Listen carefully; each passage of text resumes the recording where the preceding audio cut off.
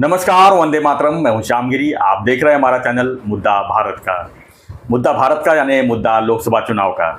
या इस समय लोकसभा चुनाव का ही माहौल है और हम इसी पर चर्चा लगातार करते आ रहे हैं। तो आज हम वीडियो में चर्चा करेंगे कि ठाणे लोकसभा सीट का जो है जो महायुति की तरफ से पेंच अभी तक फंसा हुआ है कि आखिर में सीट किसकी तरफ जा रही है और कौन इसका उम्मीदवार होगा। क्योंकि महाविकास की बात करें, महाविकास आघाड़ी की, तो उनके जो 2 बार के सांसद रहे राजन बिचारे वो पूरी तरह से चुनाव प्रचार में लग गए हैं और ऐसे में जो है महायुति के जो उम्मीदवार हैं उनका आता पता नहीं। इसको लेकर जो है यहाँ के कार्यकर्ताओं में और लोगों में जो है काफ़ी संदेह देखा जा रहा है। इसी में चर्चा करें, हमारे साथ में है सुभाष काले जी, एक राजनीति विशेषज्ञ हैं, सीनियर एडवोकेट भी हैं। हम इनसे जानेंगे कि ठाणे का पेच आखिर में क्यों फंसा हुआ है। सर, आपका स्वागत है हमारे चैनल में। क्या कहेंगे सर, ठाणे सीट को लेकर काफ़ी कन्फ्यूजन है क्योंकि काफ़ी महत्वपूर्ण सीट है ये और इसमें शिवसेना का कभी बाले किला कहा जाता है, कभी बीजेपी कहती है कि हमारी ये सीट थी। इसको लेकर भी खींचतान चालू है, तो ऐसे में आप इसका कैसे क्लियरेंस करेंगे?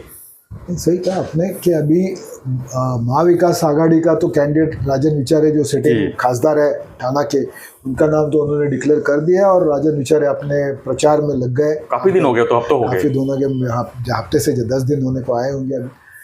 और अभी तक भारतीय जनता पार्टी लड़ेगी या शिवसेना लड़ेगी ये भी तय हो नहीं रहा है। कैंडिडेट कौन रहेगा वो तो बात की बात है। और इसीलिए लोगों में, कार्यकर्ताओं में या मतदारों में थोड़ा सा ये संभ्रम है कि भाई ये कब करने वाले हो डिक्लेयर। क्या आप ऐसे समझते हो कि आप कभी भी करोगे तो क्या सब ठीक हो जाएगा, ऐसा है क्या? तो ये इसमें बेसिकली मैं ये कहना चाहूँगा कि आज की तारीख में भी महायुति यानी कि भारतीय जनता पार्टी, शिवसेना और एनसीपी, ये तीनों पार्टियां ऑलरेडी काम पे लग गई हैं। उनके कार्यकर्ताओं के मेड़ावे हो रहे हैं, उनके कार्यकर्ताओं के मीटिंग्स चालू है, प्रचार सामग्री का गठन चालू है, डोर टू डोर कैंपेन कैसे करना है, कॉर्नर मीटिंग्स कहाँ लेनी है, कैसी कॉर्नर मीटिंग्स लेनी है, वगैरह वगैरह। ये मतलब वो क्या घर पे सोए हुए नहीं है, वो अपना अपना काम जो इलेक्शन का जो हमेशा काम रहता है वो ऑलरेडी चालू हुआ है। लेकिन जैसे आपने कहा वो भी सही है कि एक बार पार्टी और कैंडिडेट डिक्लेयर होता है तो ज्यादा उत्साह आता है, बड़ा उत्साह आता है और लोगों को लगता है कि हम इनके लिए काम कर रहे हैं। आज किसके लिए काम कर रहे हैं पता नहीं। शिवसेना कहती है मैं किसके लिए काम कर रहा हूँ पता नहीं, बीजेपी कह रही है किसके लिए काम कर रहा हूँ पता नहीं, उम्मीदवार होता है और कैप्टन कौन है वो भी नहीं पता। इसलिए वो है, ये बात है। लेकिन क्या है, आज के माहौल में पूरे हिंदुस्तान में अगर कैंडिडेट कौन है तो यही कहा जाता है कि नरेंद्र मोदी कैंडिडेट है। बाकी सब बात की बात है। इसलिए ठाणा के भी कैंडिडेट कौन है तो नरेंद्र मोदी तो नंबर 1 कैंडिडेट है ही। अभी उनके सपोर्ट के लिए यहाँ पे कौन खड़ा होगा ये मुद्दा है। और नरेंद्र मोदी को प्राइम मिनिस्टर बनाने के लिए कार्यकर्ताओं महायुति के ऑलरेडी काम पे लग गए। लेकिन मुझे ऐसा लगता है कि ठाणा के बारे में फैसला हो चुका है। कौन लड़ने वाला है, कौन सी पार्टी लड़ने वाली है, कौन उम्मीदवार लड़ने वाला है, ये फैसला हो गया है। अगर हो गया सवाल सिर्फ ये है कि कौन से मुहूर्त पर वो डिक्लेयर करना है। हम आज ही मुहूर्त निकाल लेते हैं अपने चैनल में, कुछ तो होगा फैसला ना। अंदर की बात बता दीजिए थोड़ा सा। नहीं, अंदर की बात तो वैसे मुझे भी पता नहीं है, लेकिन कह रहे हैं फैसला हो गया है। नहीं, लेकिन एक सही है कि जो भी फैसला होगा बहुत जल्द उसका डिक्लेरेशन होने वाला है। नहीं, जल्द मेरे हिसाब, मैं अभी आपको ये बोल देता हूँ, हिंट दे दीजिए कुछ कि आज की तारीख 16 तारीख है जी। मेरे हिसाब से 18 तारीख को डिक्लेरेशन हो जाए, यानी नवमी के दिन। कल तो नवमी है, कल होना चाहिए। कल नहीं, कल रामनवमी। कल रामनवमी के मुहूर्त हो सकता है, कल का रामनवमी का मुहूर्त। अगर रामनवमी का मुहूर्त नहीं लगा तो परसों का। अच्छा, ये मतलब कल 17 तारीख है ना मेरे हिसाब से। 17 है, हाँ। तो कल 17 या 18 ये 2 दिन में रत्नागिरी, ठाणा, पालघर, मुंबई, ये सब कैंडिडेट्स 2 दिन में डिक्लेयर हो जाएंगे, ऐसा मेरा अनुमान है। और कार्यकर्ता जैसे मैंने कहा कि और काम पे तो ऑलरेडी लग गए। मोदी जी को पंतप्रधान तीसरी बार करने को जुट गए, लेकिन कैंडिडेट और पार्टी डिक्लेयर होने के बाद और जोर से और जोश से काम चालू हो जाएगा। और ये जो महायुति का जो काम है, अभी देखो क्या है, ठाणा की सिचुएशन ऐसी है कि 6 आमदारों की एक कॉन्स्टिट्यूएंसी, 3 महानगर पालिका है। तीन महापालिका है।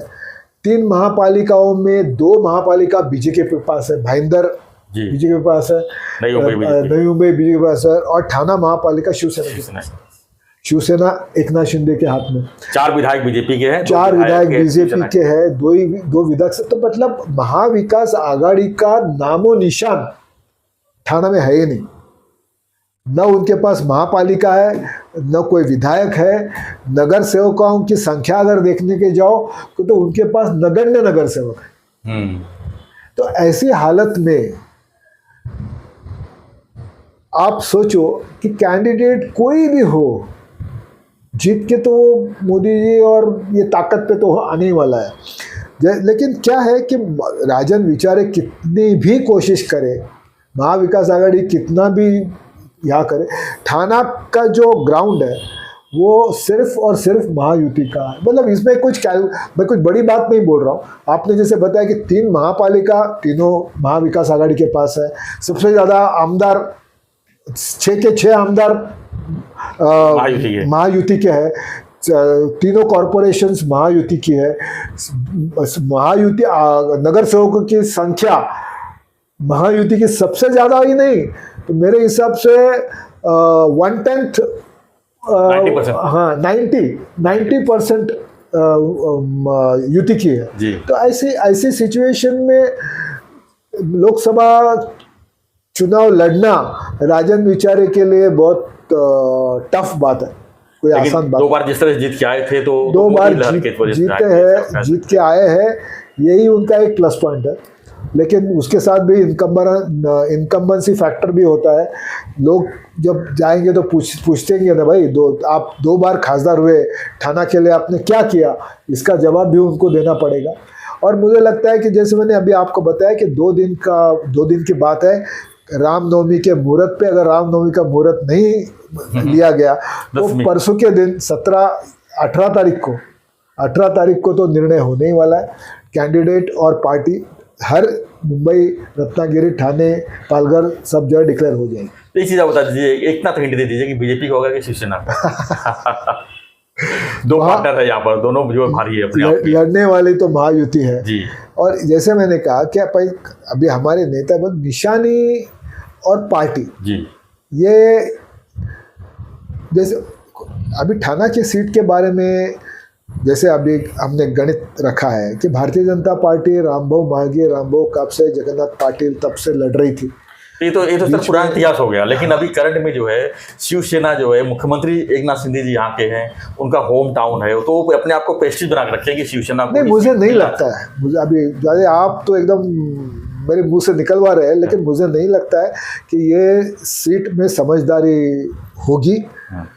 ठाणा के सीट के बारे में मुख्यमंत्री जी भले चाहते ही भी है कि ये सीट शिवसेना की है तो शिवसेना लड़े, लेकिन आज की सिचुएशन में मुझे ऐसा लगता है कि रत्नागिरी का जो इशू है, पालघर का इशू है, नासिक का इशू है और मुंबई के कुछ इशू है, फिर संभाजीनगर का इशू है, ये सब इश्यूज देखने के बाद दोनों नेता देवेंद्र फडणवीस और एकनाथ जी शिंदे इसमें से रास्ता निकालेंगे। और मुझे मेरा पर्सनल रीडिंग जो है, मैं मेरा पर्सनल रीडिंग बोल रहा हूँ, मैं कुछ डिक्लेयर नहीं कर रहा हूँ, मेरा पर्सनल रीडिंग रही है कि ये सीट भारतीय जनता पार्टी को जाएगी। क्या बात, क्या बात। मतलब एक तरह से इनडायरेक्टली कह दिया है सुभाष कालेनी जी की भारतीय जनता पार्टी जो है ठाणे पर अपनी पूरी तरह से दावेदारी की हुई है। और कैंडिडेट भी संजीव नाइक और संजय केलकर का नाम तो आ ही रहा है। और इसके साथ में और क्या क्या हो सकता है, हम आगे आगे जो है अंदर की बात आप तक जरूर बताएंगे। और लेकिन इसके लिए आप जो है हमारे चैनल को जो सब्सक्राइब कीजिए, लाइक कीजिए, शेयर कीजिए और ऐसी खबरों को देखते जानने के लिए जो है बने रहिए हमारे साथ। धन्यवाद सर। हम जो है फिर आगे मिलेंगे आपसे, फिर चर्चा करेंगे। आपने मेरे मुँह से निकलवा लिया। तो ऐसी खबरों के लिए बने रहिए हमारे साथ, देखते रहिए चैनल मुद्दा भारत का। धन्यवाद। जय हिंद, जय महाराष्ट्र, जय श्री राम।